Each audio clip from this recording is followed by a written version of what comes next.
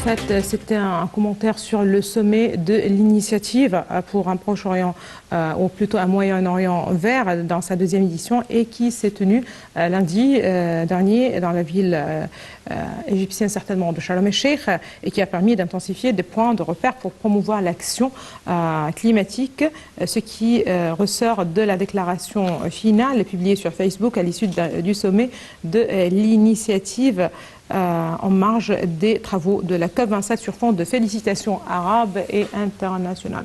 À présent, je pense que nous avons avec nous en ligne en direct le Dr Abdel Nasser Taha. Bonsoir Dr Abdel Nasser Taha, vous êtes un expert en économie. Dr Abdel Nasser Taha. Bonsoir, vous êtes un expert en économie, ravi de vous avoir avec nous en ligne en direct, justement pour parler de la conférence des Nations Unies sur les changements climatiques. Est-ce que vous m'entendez comme ça? Oui. Très bien. Justement, après de négociations longues et difficiles qui ont largement débordé du calendrier prévu, la COP27 s'est terminée aujourd'hui après avoir adopté un texte très disputé, certainement, sur l'aide aux pays pauvres affectés par les changements climatiques, mais sans nouvelle ambition pour la baisse des gaz à effet de serre. Déjà, quel regard vous portez sur la déclaration finale, mais aussi, est-ce que, comme l'indique prévu justement, ou a indiqué le slogan de cette édition, des promesses à l'action, on est où par rapport à ce slogan? En fait, et au début, j'aime bien féliciter l'équipe d'organisation égyptienne qui ont pu vraiment présenter l'Égypte à la taille de ce grand événement, à un niveau exceptionnel d'organisation, de coopération et de recevoir tel événement et tel nombre qui dépasse les 50 000 participants de tous les pays du monde. Je suis très fier et je crois que l'Égypte est bien fière de bien organiser cet événement à ce niveau exceptionnel. C'est vrai que... C'est le premier pas. Le deuxième, c'est que l'Égypte a pu, durant cet événement, se présenter comme un point de coopération et une capitale de l'économie verte, pas justement en Afrique, que je crois que l'Égypte est un pays aujourd'hui, est un portail pour l'Afrique, mais comme un joueur principal dans l'économie verte. Et on a vu l'initiative de le fonds vert, le fonds monétaire vert, qui se crée qui a été comme initiative créée durant l'événement.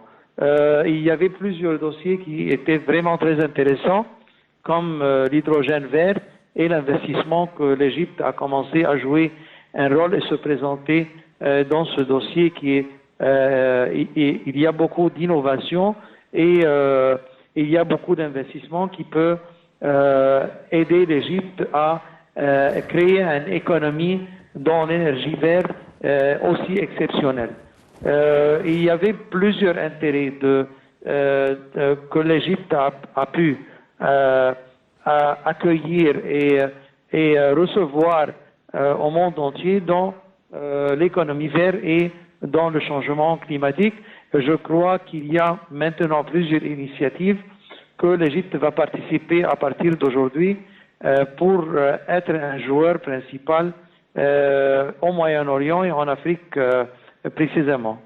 Très bien. Pour rester dans ce contexte, je rappelle que la deuxième édition du sommet de l'initiative pour un Moyen-Orient vert s'est tenue les 7 et 8 novembre à Sharm el-Sheikh en marge des travaux de la COP27. Je n'entends pas très bien. Là, on parle justement de ce sommet de l'initiative pour un Moyen-Orient vert. Est-ce que vous m'entendez? C'est pas très clair. J'ai pas bien entendu. Je parle de cette initiative qui concerne un Moyen-Orient vert. Est-ce que vous m'entendez? J'aimerais bien parler de cette initiative. puisqu'il s'agit justement de la déclaration qui a indiqué que le président Abdel Fattah el-Sisi et le prince héritier saoudien Mohammed Ben Salman ont eu des entretiens avec un certain nombre de dirigeants mondiaux lors du sommet de l'initiative pour un Moyen-Orient vert. Les dirigeants ont renouvelé leur engagement envers les objectifs de l'initiative.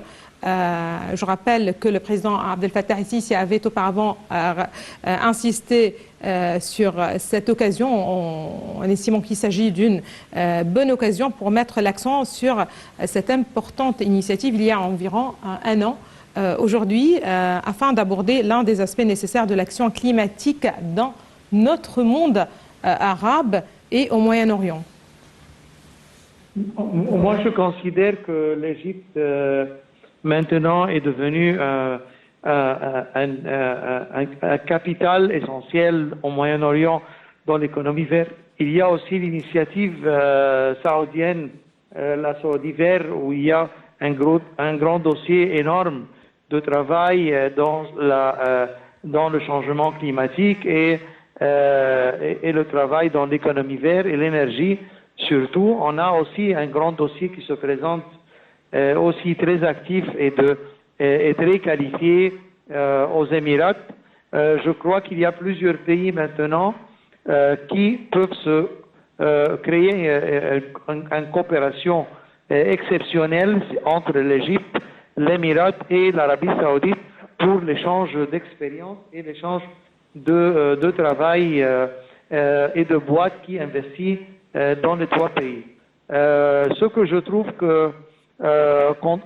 qu'on doit constater comme conclusion entre ces trois initiatives exceptionnelles et de grande taille, c'est que l'Égypte maintenant a ouvert les portes, surtout avec la nouvelle loi de l'environnement qui a été diffusée et s'applique maintenant depuis plus d'un an.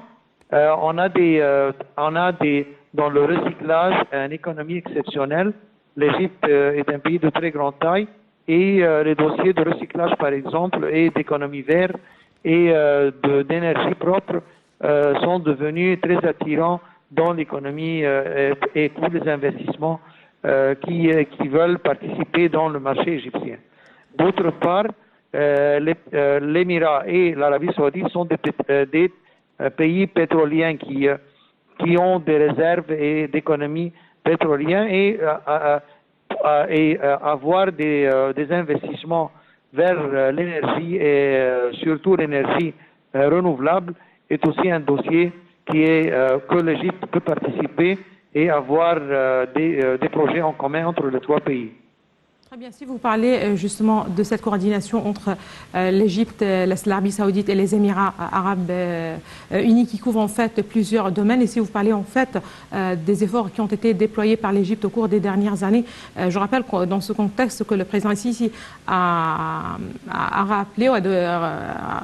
rappelé les efforts justement qui ont été déployés par l'Égypte. Il a affirmé que l'Égypte a pu faire de grands progrès dans la transition vers les énergies renouvelables, que ce soit l'énergie solaire ou éolienne ou l'hydrogène, et que l'Égypte inaugure actuellement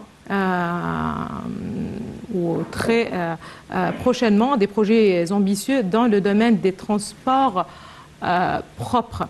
Là, en ce qui concerne l'Égypte, mais là, je rappelle aussi que le président en exercice de la COP27, le ministre des Affaires étrangères égyptien, Sameh Shoukry, a rappelé que ça n'a pas été facile, je cite, mais nous avons finalement rempli notre mission. Il a souligné justement qu'une déclaration finale, fruit de nombreux compromis, a été finalement adoptée, appelant à une réduction rapide des émissions, mais sans ambition nouvelle par rapport à la dernière COP de Glasgow de l'année dernière. Est-ce que c'est déjà positif selon vous?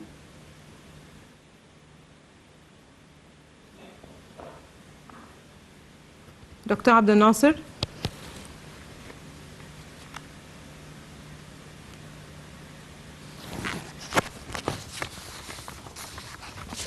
Donc, Je tiens à remercier Dr Abdelnasser Tah, qui est un expert en économie. Et là, à présent, Madame et Monsieur, je vous propose une petite pause et on se retrouve juste après.